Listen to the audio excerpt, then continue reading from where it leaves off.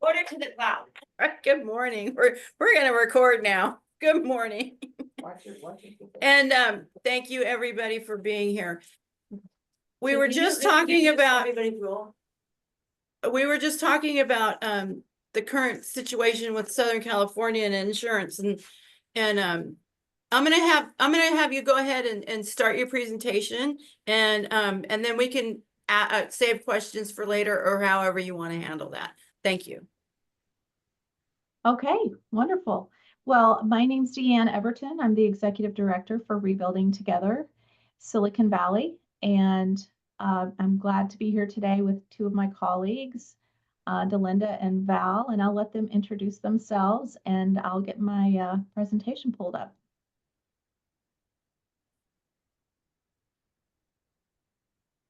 Oh, DELINDA, I can't hear you.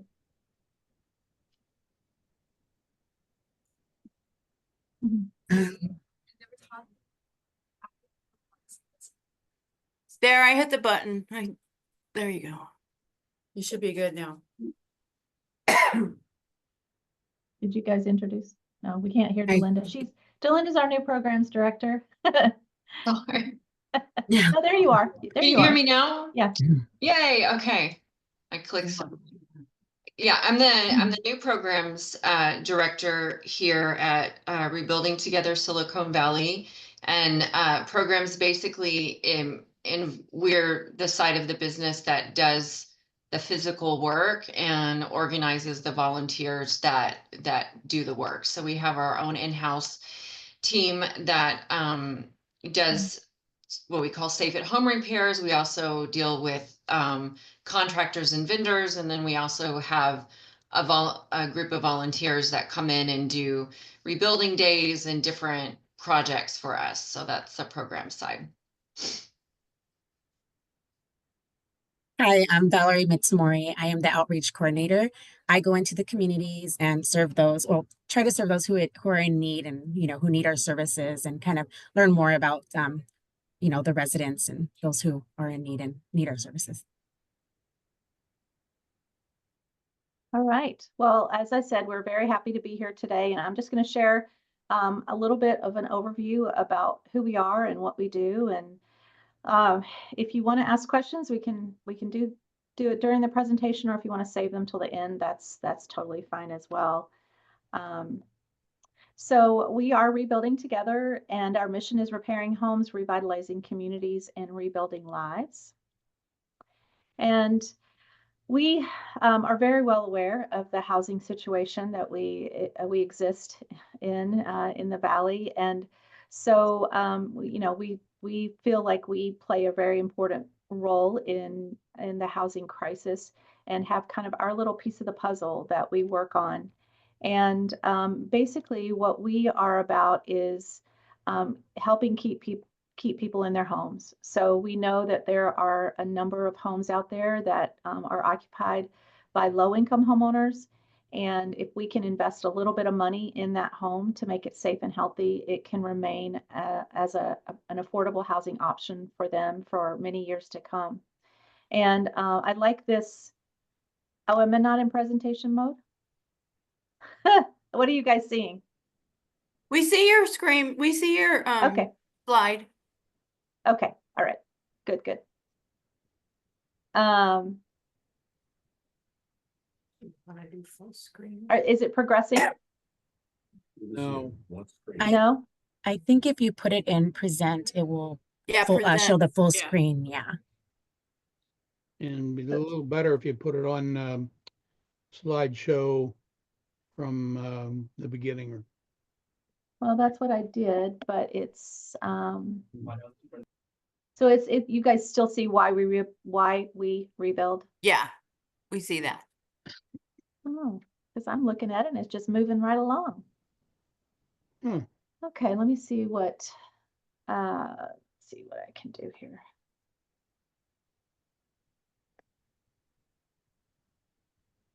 How is that? There we go. All right. There you go. Yeah. Super duper. Town. Okay. So here's what you missed.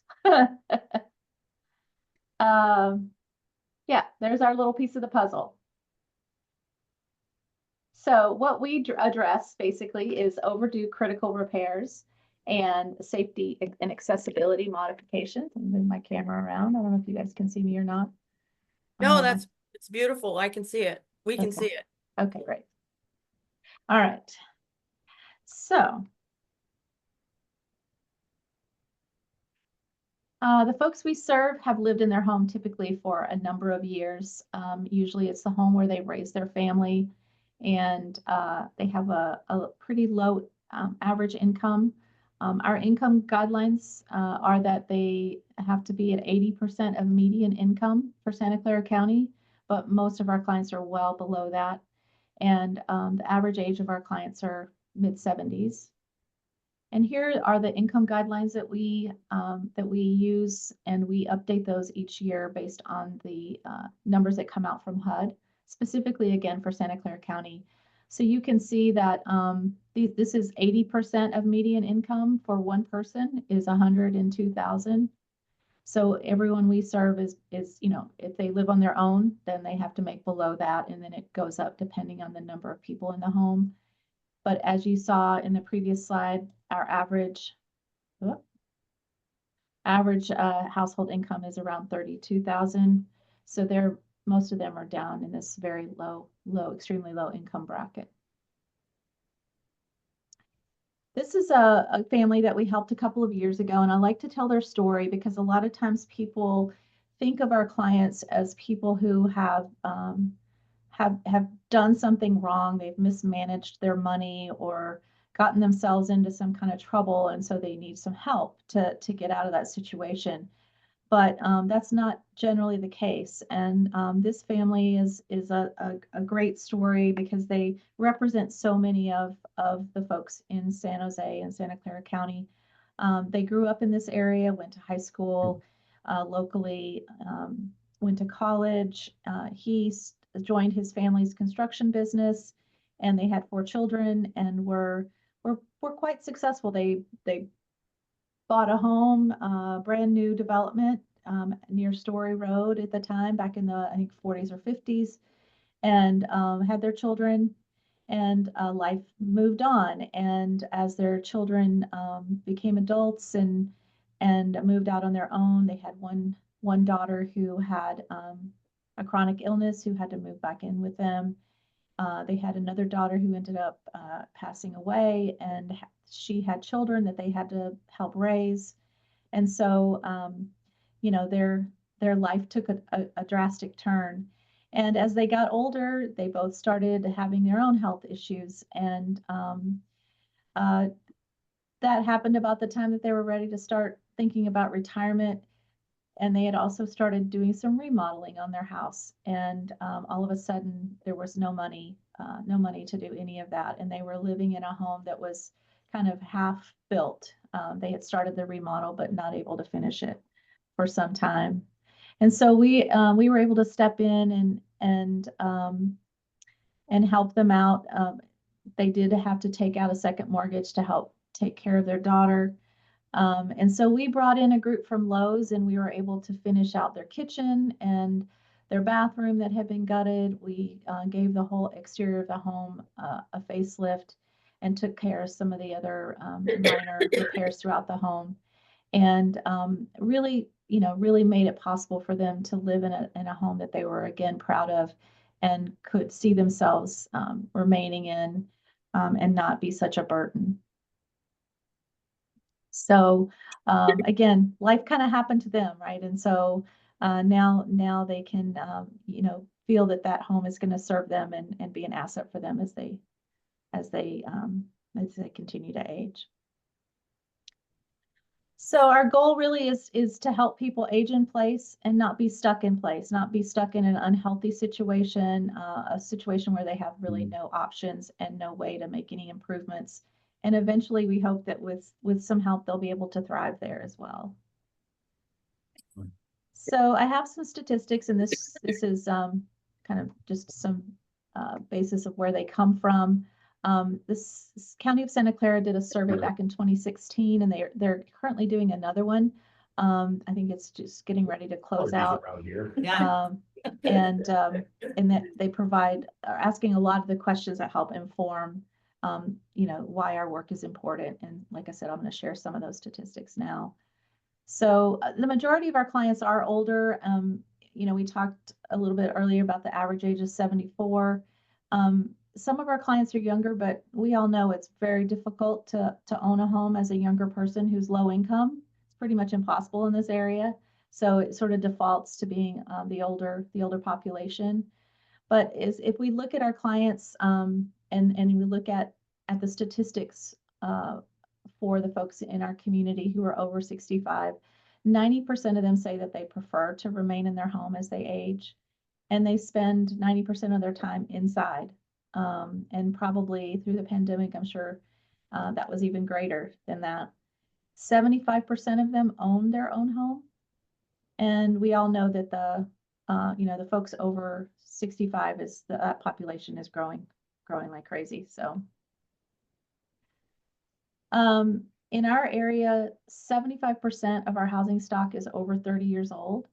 So and 30 is really not that old, but for a home, if you look at some of the areas in other parts of the country, the housing stock is much older. But if you haven't been able to make any repairs on your home over 30 years, there's probably quite a bit of work to do. As people age, they tend, and their income, is limited. They tend to shift their priorities, and they first want to make sure that they have their food and their medicine. So home repair and safety modifications take a back seat. And that's what we find a lot of the times, that they just don't have that additional income that they need to be able to make those modifications. And then most people, even though they do want to age in their home, they say they do need modifications in order to stay there. You all are familiar, that most houses are built for people assuming that none of us are going to age, right? There's no need to think about what you might need as you get older. And so we do have to make modifications in order to make it possible for them to stay there. Now, when you do the modifications, are you going by ADA guidelines and universal design to make it easier to live there? We do. I mean, most of our modifications are, adaptations, of course, to what's there. So we do a lot of step replacements, wheelchair lifts and ramps, bathroom modifications, and all of those are to code and ADA requirements, meet with those requirements. Overall, we don't have our 2024 numbers just yet, but you can see kind of overall the amount of work, the types of work that we do. And we, do all kinds of work. So everything from water heaters to step replacements to grab bars, roofs, and everything in between. So we have a couple of different programs and how we get that work done. So our critical repair work program is something we do year round, and those are repairs that need to be made if they're if the home, if not addressed, then it would be either catastrophic to your health or very continue to cause damage to the home. So we're looking at roofs, water heaters, furnaces, extensive plumbing and electrical, that kind of thing. And we utilize local licensed contractors for that work. Then we have our Safe at Home program that addresses the safety and accessibility modifications. And so those are the things like, the steps and the ramps and the rails, and we do a lot of tub conversions, converting tubs to showers, walk-in showers, raised toilets. We look at lighting and tripping hazards, and then of course all kinds of things in the bathroom like shower seats and handheld shower heads and that sort of thing.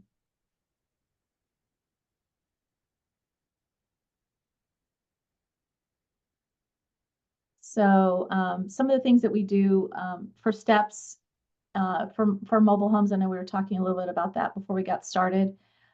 We do quite a bit of work on mobile homes. And so because mobile homes are, up higher off the ground and generally have 2 or 3 entrances, there's always some work to do around making sure people can get in and out of their home safely. And we see that a lot too, because most of the original stairs were built with, particle board or plywood with carpet on top, and the carpet has absorbed the moisture, and the wood underneath has started to rot. And so when it's possible, we use the Trex material that's going to last much longer. If not, we try to seal the wood before we put the carpet on top. And we try really hard not to use carpet if we can get away with it, but sometimes the parks require that. A lot of times we will extend the steps so that their run on the step is a little bit longer, which allows people who are, having mobility issues, it makes it a little easier for them to maneuver the stairs. And I'll just say one other thing. In some cases, if someone is in a wheelchair in a mobile home, we will do a wheelchair lift. Sometimes we'll do a ramp, but most of the time there's not room for a ramp, especially to do it to code. And so we'll put in a wheelchair lift and make it possible for them to be able to get in and out of the home that way. And then our other program is our Rebuilding Day program. And this might be, if you've heard of Rebuilding Together, this might be how you've heard of us, because it does seem to get a lot of notice in the press and such. This is our volunteer program and our the way that we involve the community really to help do the work that we do. So these are typically projects that are on a Saturday with a large group of volunteers. And most of the work that we do is volunteer friendly type work. So things that people can pick up fairly quickly, like painting and yard work and other minor repairs. We will do some debris removal. Sometimes we'll work on fences. So again, it's work that volunteers can pick up fairly quickly. And those rebuilding days happen in April and October. And we're always looking for sponsors to adopt a house, so to speak, and take on one of those projects. And so if that's of any interest of anybody please let us know, and we would love to have you join us this April 26th, I believe is the date. Something else that we've done in the past, we haven't done it for a few years, is we adopt a mobile home park. And these are some of the parks that we've adopted in the past. We've worked in pretty much every park in Santa Clara County over the years. About 60 to 65% of our work is in mobile homes because they are so prevalent in our community. But this was a great way to be able to bring a lot of attention and a lot of resources to one park. I think we did 23 homes in one of these parks one year, and it varied from year to year, but it was great to be able to bring some attention, because I think so many times people are very unaware of the needs in some of the parks. So just to kind of start to wrap us up, when we go into a home, we use this rubric for the 8 principles of healthy housing, and it helps us to be able to look at the whole health of the home, not just what the homeowner says that they need, but what we evaluate as well as being needs for the home, because we really want to make sure that we're investing in this home so that it's going to stay a safe and healthy place for that homeowner for many years to come. And we're trying not to just put a Band-Aid on something, but to really address the greatest needs. For instance, if someone's got a leaking roof, we want to make sure we're able to complete that repair before we do any other lower priority items, or even higher priority items, because that roof is going to protect any other investment that you put into the home. We've also done some studies over the years to really evaluate the impact of our work. And so we know we do, great work in putting in, hundreds of grab bars and all of that, but what impact does it really have on the homeowner? And so our latest study, these are the areas that we looked at, and really wanted to make sure that the work that we're doing has a lasting impact and is really helping lessen that economic burden for our clients, helping them feel more happy, more secure, more connected to their community, and hopefully prevent falls and additional, health concerns as much as possible based on the work that we're doing. And we got some good results, and we're actually going to be launching this survey again, and it'll be nice to be able to compare to see how we're doing today compared to this. So yeah, so that's kind of how we take care of our little piece of the puzzle in addressing the affordable housing crisis in our community. We really find that to assist people in being able to stay in their home as they age really allows them to be able to stay in their community where they have all of their support system, keep their community diverse, and allow them to keep that home in their family as a wealth asset that they can pass on to the next generation. Yeah, so that's Rebuilding Together Silicon Valley, and I'm happy to answer questions or give you some more information. So I imagine that when you do the major repairs like roofing or plumbing or electrical, that you have contractors that deal with this so that it can be up to code then? Yes, all of our any work that we do that requires a permit, we pull a permit, and all of our critical work, our roofing, plumbing, electrical, HVAC work is all done with subcontractors.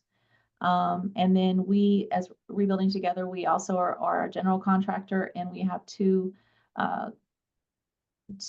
employees who are out every day taking care of our safety modifications. And also, I imagine you do work with townhomes and condos. How do you interact with the homeowners association in those cases? Well, it can get a little tricky, but yeah, if there's a lot of times if it's interior work, it just depends on the homeowners association. But sometimes if it's interior work, then we don't have we don't have to do a whole lot of interaction. But certainly if we're looking at replacing windows or anything on the exterior, but most of the time it's very similar to a mobile home park where there's some sort of approval process that we have to go through. And what's your geographic reach? We serve the majority of Santa Clara County, so we start at Sunnyvale to the west and go over into East San Jose. We go down to Gilroy and all the way up to Milpitas. Are there other rebuilding togethers around the country that people can use? Yes. Well, in this area alone, we have quite a few. We have one that's up the peninsula. So they start at Mountain View and go up to South San Francisco, Rebuilding Together Peninsula. We have one in San Francisco, one on the East Bay. But if you go to rebuildingtogether.org, you can look up your zip code and it'll tell you if there's a Rebuilding Together in your area. Can I ask a question? So, hi, DeAnne. My name's Valerie. I'm here with Julie. So I don't quite understand. Is this a nonprofit? Do the homeowners reach out to you? Who pays for these services? Can you help me understand your model a bit better? Yes, those are great questions. So yes, we are a nonprofit. The work that we do not charge for the work that we do. However, we do have one program that is a loan program, and it's specifically for mobile homeowners if they need a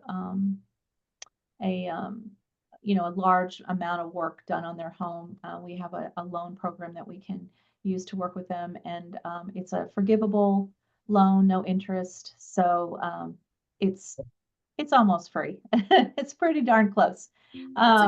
But for the most part, our work is completely free to our clients.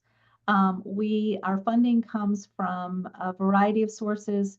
About 2/3 of our funding comes from the federal government, cities and counties that we work in. So there's money that comes through HUD specifically for home repair that we're able to access through the different jurisdictions that we work in. And then we have sponsors. I mentioned our rebuilding days have sponsors. So we have corporate groups that sponsor rebuilding day projects, churches, civic groups, that kind of thing.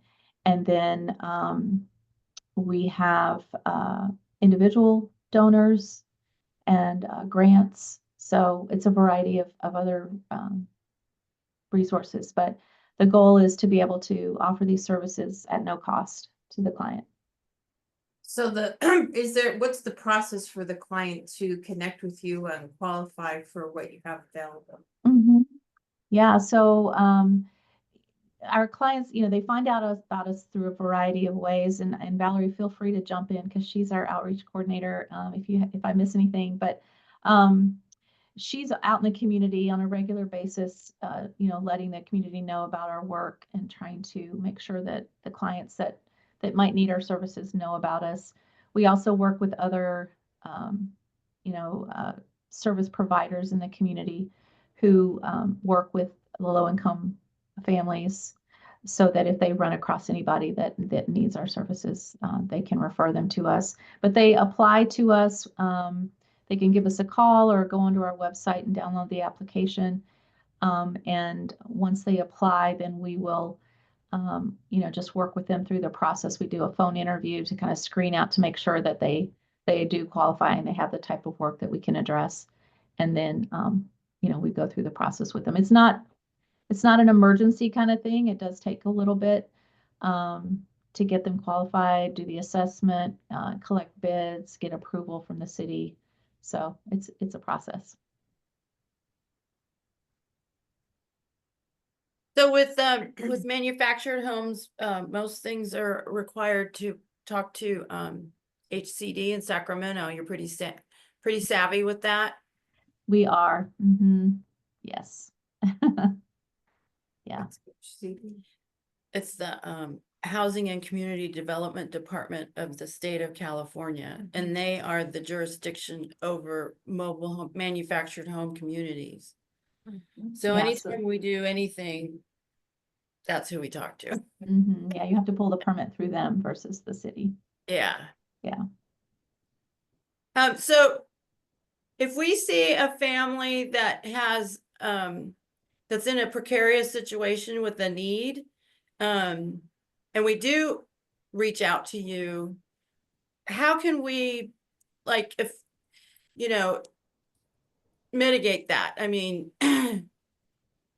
we can't always be like responsive to an actual emergency, but like a hole in a roof or something. But help us learn about how we can address that. Or what do you guys think? Well, I mean, I think you can, ultimately they need to apply to us. So, but some people need some assistance in getting through that application. So if that's something that you can provide, that a lot of people could benefit from that, because they have to come up with, a lot of documentation. So, so if that's something you can help them with, if that seems like that might be a deterrent or an issue that could prevent them from being able to complete the application. Yeah, we have a lot of clients who have sort of an advocate for them to help them complete it, and then in some cases even to be the go-between. So we, the liaison that we communicate with depending on the situation. So in any way that you can help support them to help move them through the process would be fantastic. Yeah. What's the So application DEANNE process? sorry, Skip, go ahead. How long does the application process take? So, you know, if we get an application and all the documentation is there, it takes us, you know, within a few weeks to a month, we could have an assessor out to the house. And then it takes usually, I don't know, would you say like ideally like about 6 weeks to get the bids. Again, it depends on the type of work. If it's safety modifications that we do in-house, that's a whole different ballgame. But if we're having to bring in contractors to bid on multiple projects, that can take a little bit. And then we have to submit that to the city for approval. And so there's just a lot of steps that we don't have complete control over. But certainly, you know, we try to keep things moving along. I mean, we tell people 6 to 9 months. And it also kind of depends on the time of year that they apply. If they apply in the summer, then it's a good time to apply because we've got the start of our new year with our new funding sources, and we're in the process of assigning funds. When you apply at this time of the year or between now and June, we're starting to sort of use up those funds, and so we may have to postpone their application until July. So if we have a family, I'm just thinking about on rebuilding day and the roster of families that you help on those 2 events in the year, and how far in advance do we need to have our families get signed up for that? How long does it take? I remember, you have to, if you want to have your house serviced by rebuilding day, it's a pretty long cycle. Can you explain that? Yeah. I mean, we pretty much have our list for April already solidified.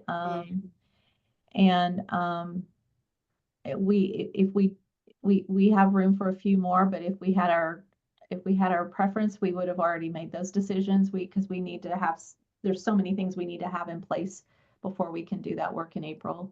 We need that ramp up time. So yeah, I would say for the October build, definitely people would need to apply by July to be able to be considered for October. Okay, that's good to know. Yeah.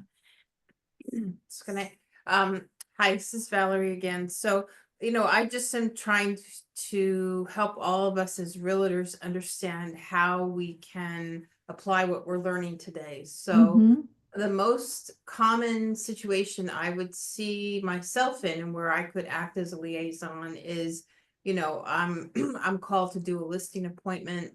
I come into either a manufactured home or single family home, and it's in need of repair. So if that client who's a senior, is falling under the 100K-ish income for one person, and they want to resell their home and do these repairs for the purpose of reselling the home so that they can move to assisted living or whatever their need is that an appropriate scenario for this, or only for staying in place? Yeah, that's a really good question. And especially, for your group.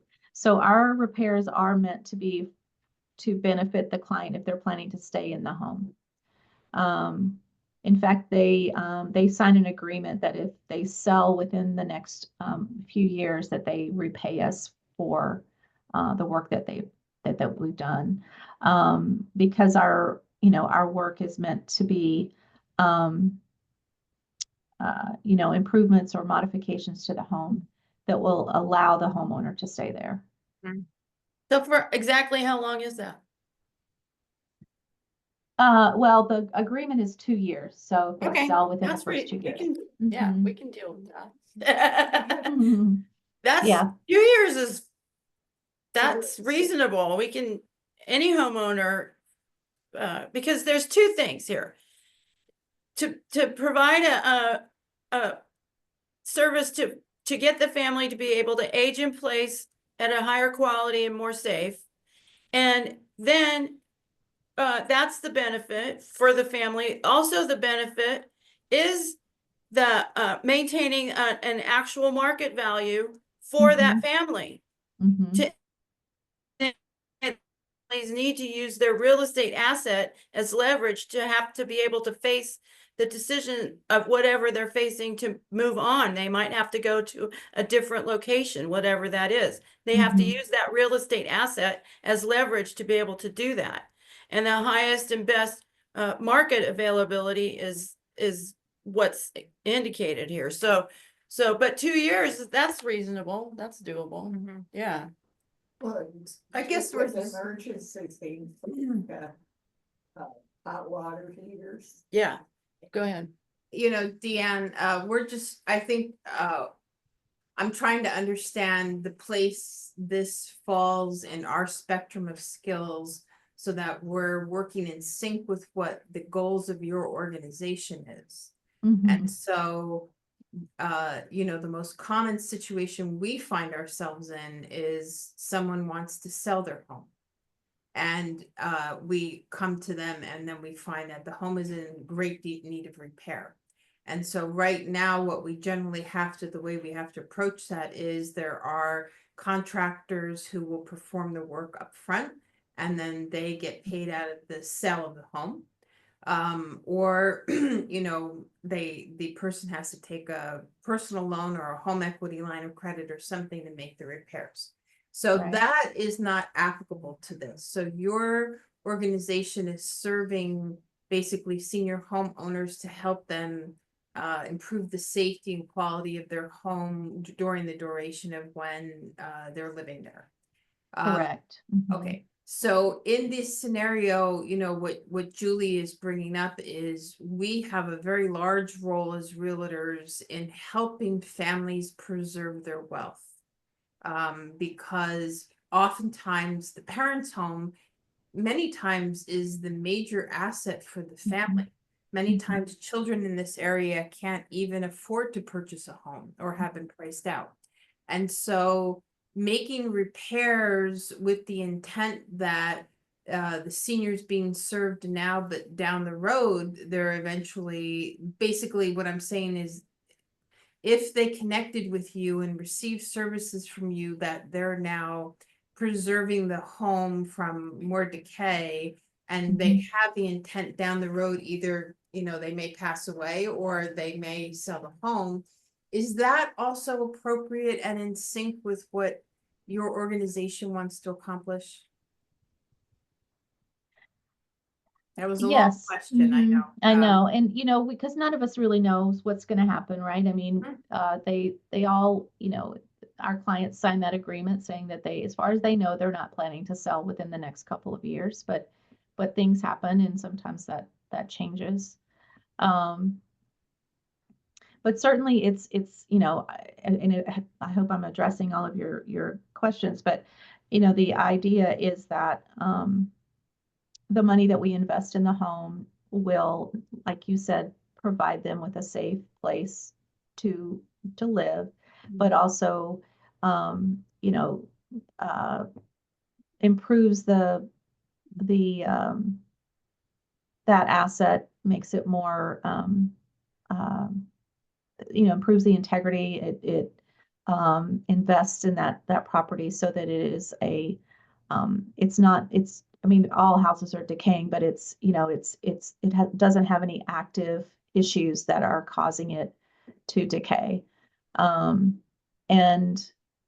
so, at some point, you know, that person, something will change. They will, our goal is that it's not the condition of the home that is what causes them to have to move or to, you know, to sell.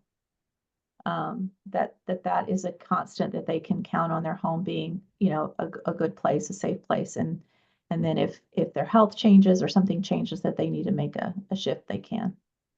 All right, let me just ask one last question. This is a real life situation. So I sold a home last year for some clients, and the next door neighbors were an elderly couple whose house literally is falling down around them.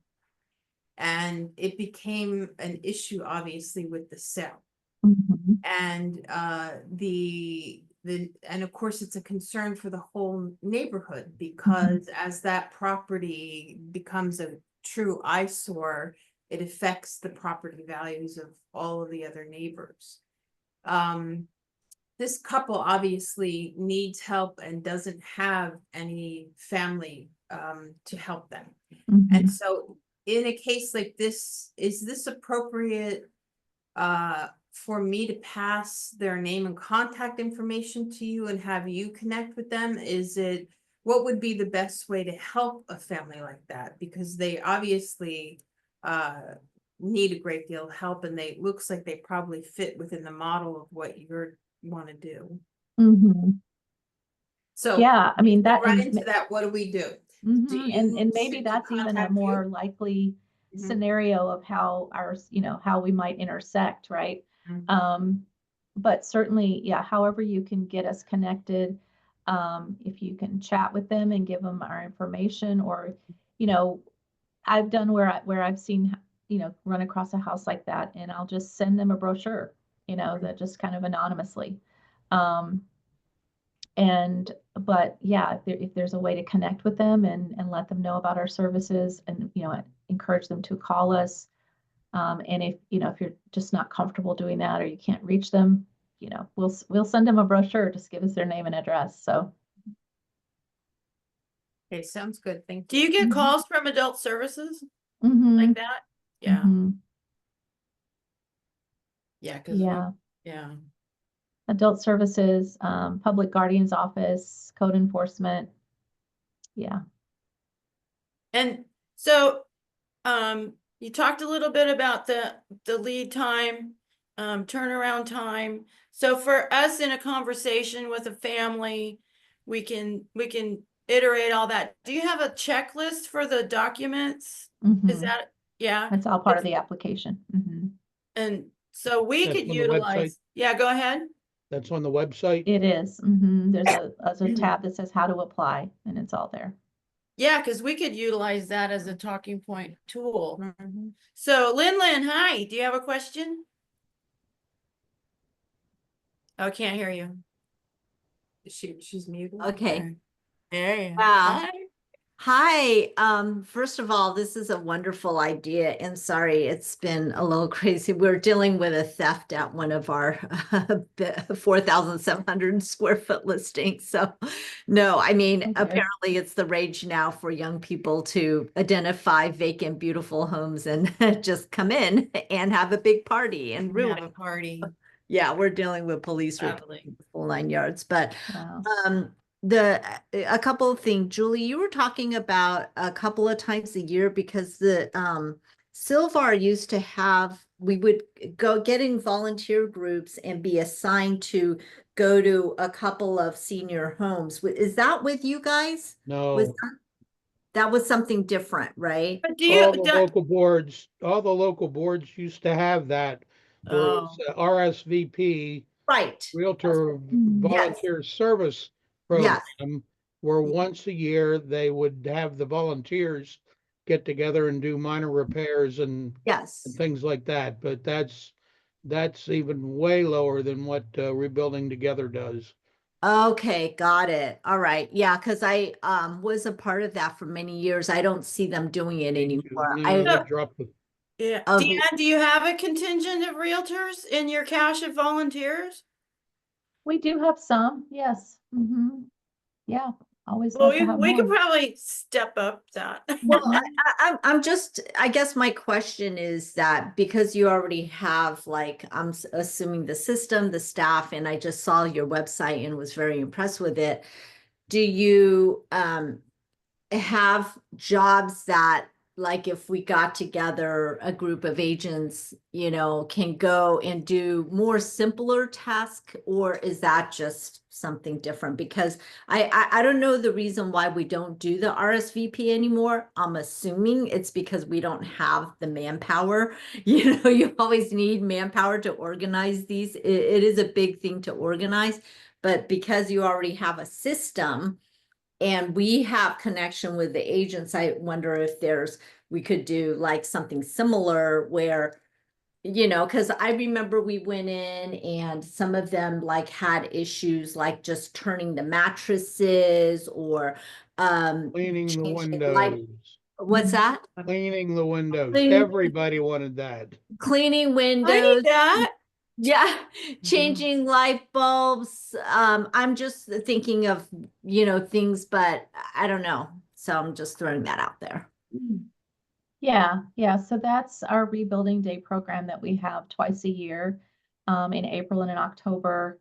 And our projects there are usually, there's always additional tasks that the groups end up doing, cleaning windows, turning mattresses, but we don't generally go in with with just that. Well, maybe we're going to paint the outside of the house and remove some debris around the home, and then the homeowner may have some other tasks that they ask for help with. But those are all projects that have a financial sponsor, and typically the sponsor provides the volunteer group, not always, but generally. And then we bring in community volunteers to help supplement that. And so there's always room for more individual volunteers or small groups of volunteers who are not part of the sponsoring groups. But like I said, we are always looking for sponsors as well. So When are the dates for this year? Because I know that our team is always looking for, in fact, I was part of an accountability group this morning, and one of the agents, as his personal goal, wants to serve in a soup kitchen. But I know that my business partner, when COVID happened, he just came and told the whole group, he said, drop your business, don't even think about it when you're reaching out to people, because they're not going to be thinking about buying or selling at this time. And so that's when shelter in place, he says, just go out and serve. And so coincidentally, there was an agent that was writing on one of my listings, and he said, well, I can't get an offer to you until later because I'm doing something in the morning. I said, oh, tell me what you're doing. And he was one of the directors of Reaching Out. I don't know if you guys know about Reaching Out program. And so it's through a church in San Jose, and they get donations of food from like leftover foods from like Safeway, Costco, and just like some people that need to, that they need somewhere to donate, like day-old bread or whatever it is. And it's a huge operation, and there's tons of volunteers. So I told my business partner about it. He said, great. So we just, went and donated, our time on a weekly basis. But, so anyway, when is this, and who is the person to connect with our team because we can get together a group of volunteers, but like if there was information about that. Yeah, so the Rebuilding Day is April 26th, and I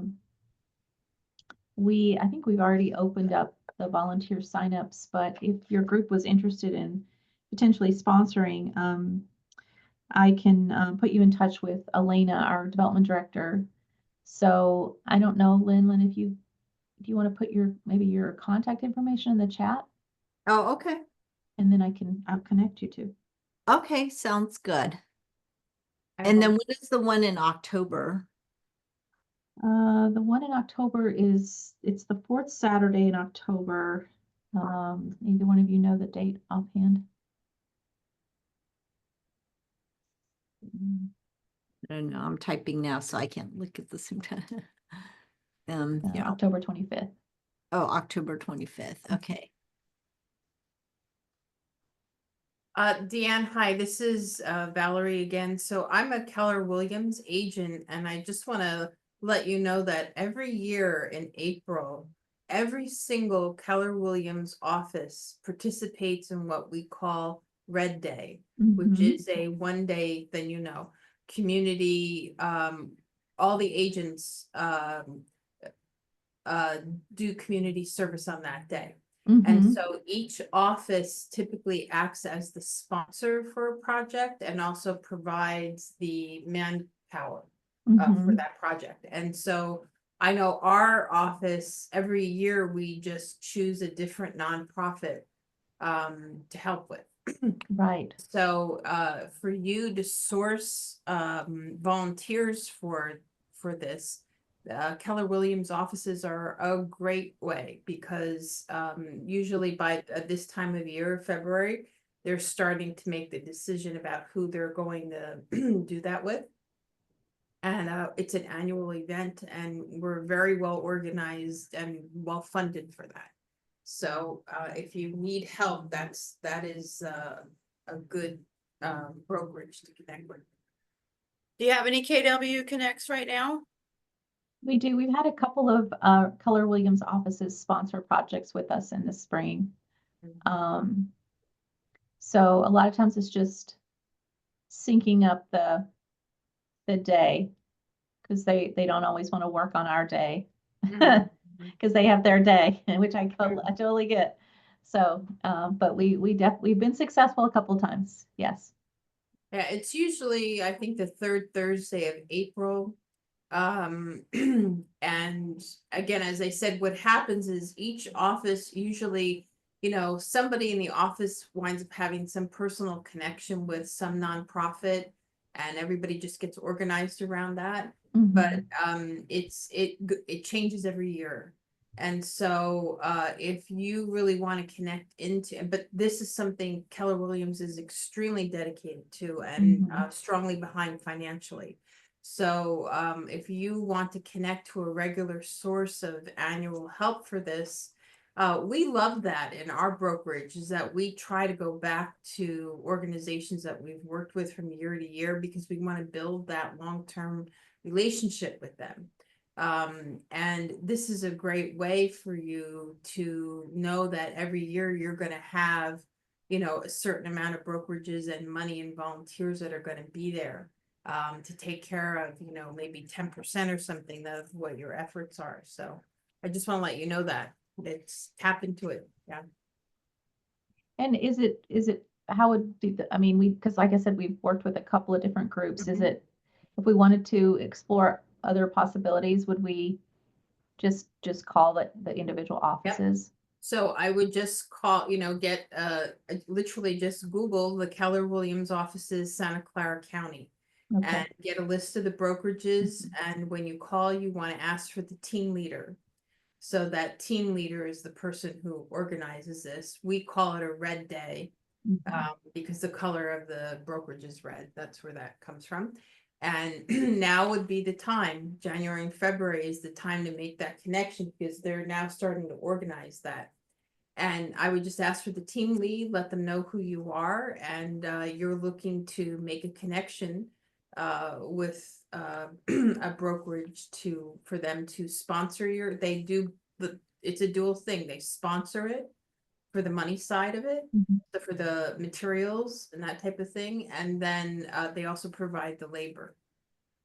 So, and again, like KW, so I'm with KW Silicon Valley. We've got like 170 agents, huge office. KW Bay Area States is another huge office. KW Thrive, another big office. KW offices tend to have, 150 plus agents. So you're tapping into a good resource is what I'm saying. You're not tapping into a brokerage that has, 20 agents connected with it. Yeah. And we all get involved. So yeah, thank you. I appreciate that, Lee. We'll follow up for sure. And you guys have your Tuesday meetings, right? Where sometimes you'll have groups come in and sponsor and give quick talks about different things, different vendors, different, those kinds of things. So is that something that you think they would be open to have us come in and get involved in one of those meetings for 15 minutes Yeah. and sort of give Yeah. our spiel? The brokerage sales meetings, yeah. Yep. Yeah. So And we do lunch and learns too. Yeah. We have team meetings, and most of them have team meetings on Tuesdays, usually 10 or 11. And that's the best place to make the personal connection, because that's usually the one time that the agents actually come in the office during the week. Yeah. Well, this has been amazing. We're a little bit over time, but does anybody have any more questions? Just, sorry, the sponsors, I think I just wanted to see what it entailed to be a sponsor. Was there a I- certain amount that we had to raise or whatever? Yeah, our sponsorship levels start at 5,000. Oh, okay. Mm-hmm. And then they're the ones that get together, the volunteers. Mm-hmm. Yeah, and some of our sponsors sponsor financially and then don't really have any interest in volunteering. And so that allows us to be able to utilize volunteers who are not with a group. But that's very, very, very few do that. But yeah, the kind of the model that we follow is that very similar to what you were talking about with Keller Williams, where they sponsor a project financially and then they provide the team to do the work. Well, that just Oh. makes me think of another question. Do you guys do fundraising, like events or? Mhm, we do. Yeah, we have, Um, our main fundraiser is our main event is our Paint the Town that we have in this fall in September, which is a fundraising event where we do kind of an outdoor kind of cocktail party. Where we Yeah, that's raise right. funds. Oh, yeah. Mhm. Okay, we gotta Yeah. keep that in mind. Yeah. Oh, yeah, I remember. So, Deanne, sorry, what was your title with Rebuilding Together Silicon Valley? Yeah, I'm the executive director. Oh, okay. And I did put my email in the chat if anybody wants to reach out. And I was going to mention just one other thing that I thought of as while we were talking is if you all work with any contractors, subcontractors that you think might be interested in bidding on some of our work, we're always looking for new contractors to do our roofing and our HVAC, plumbing, electrical, flooring. Always looking for more good folks to work with. Bring up the chat so we can get her information. Yeah. Mhm. So yeah, email me if you know of any good ones. Okay, all right, thank you. And Yeah. I'll have all of their information in the bulletin next week. It's in there right now. It'll be there next week as well. And we're just gonna keep rebuilding together Silicon Valley as a preferred resource for our group, which is amazing. And if everybody's questions are answered, and we thank you so much for your time today. My head is spinning right now. I got so many different ideas. So Well, we Now thank the you for having us. the Yes. fundraiser in August, right? September. Mhm. September. Okay, so September. yeah. All righty. Thank you. Thank you you. again so much for your time. It was so nice meeting everybody. I'll be following up with all of you, keeping you posted. We are seniors real estate specialists. Just a And reminder, Yeah, go ahead. next week is my SRES class, 22nd and 23rd. The bulletins on the chat, you can register with CAR. If you already have your SRES, you can take it again for $99. That's a good deal. So sign up, bring your friends, tell your family, tell the mailman, anybody you meet. So, and Valerie, Delinda, and Deanne, just to put you on notice, we are in the process this year of raising the entire paradigm of seniors real estate. We are not like any other realtor, and we're endeavoring to create a whole new paradigm for the service that we provide to our senior homeowners and families of senior homeowners. So, and having you as with us as a part of it is exactly our mission. So we Wonderful. appreciate it. Thank you so much. Thank you. Thank you for all you do. All right, Appreciate it. everybody, have a great Okay. week. Julie, I Thank just you. have one quick question. These Yeah, Zoom go ahead, meetings- Lynn. So, these Zoom meeting links, I used the one from last year, the calendar one. And so I guess do you use a different Zoom link every week is my question. Yes. Oh, you do use a different Zoom Yes, link. and the Zoom link is always in the bulletin email following the bulletin. Well, it's Oh, not okay. in the bulletin, it's below it.